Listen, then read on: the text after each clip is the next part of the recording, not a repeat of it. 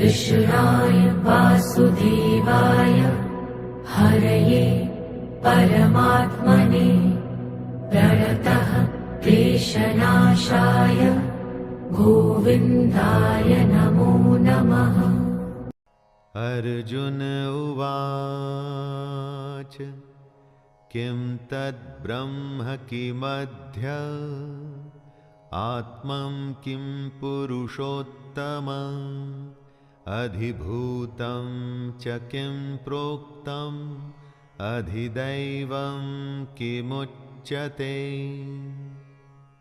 न प्रश्नों की कोई कमी है और ना ही उत्तरों की। जहां प्रश्न खत्म होते हैं वहां ज्ञान पूरा हो जाता है।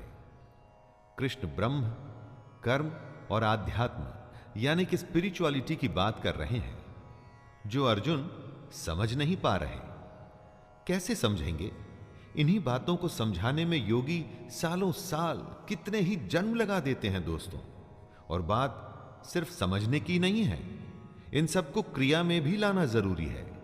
इस ज्ञान को इंप्लीमेंट भी तो करना होगा, लेकिन वो बाद में। सबसे पहले जो अर्जुन समझना चाहते हैं वो जानते हैं। अर्जुन कृष्ण से पूछते हैं, हे पुरुषोत्तम, वह ब्रह्म क्या है? आध्यात्म क्या है? कर्म क्या है? अधिभूत नाम से क्या कहा गया है? और अधिदैव किसको कहते हैं? अधियज्ञः कथं कोत्र देहेऽस्मिन् मधुसूदन प्रयाण काले च कथं ज्ञेयोऽसि नियतात्मभिः।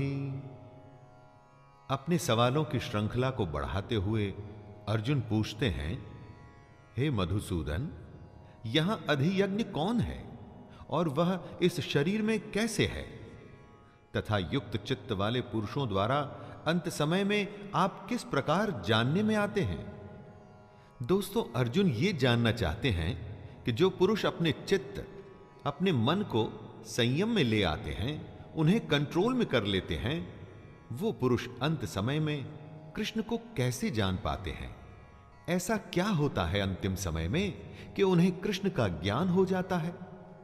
कृष्ण का कहना है कि जो पुरुष अपने मन को संयम में लाके निष्काम कर्म करते हैं, वो एक दिन मुझे प्राप्त होते हैं। लेकिन अर्जुन का प्रश्न है, कैसे? वो कैसे होता है? अक्षरं ब्रह्म परमं स्वभावोऽध्यात्ममुच्यते भूतभावोद्भवकरो विसर्गः कर्म संज्ञितः। अर्जुन के सवालों का उत्तर कृष्ण देना शुरू करते हैं। सबसे पहले वो बताते हैं कि ब्रह्म क्या है।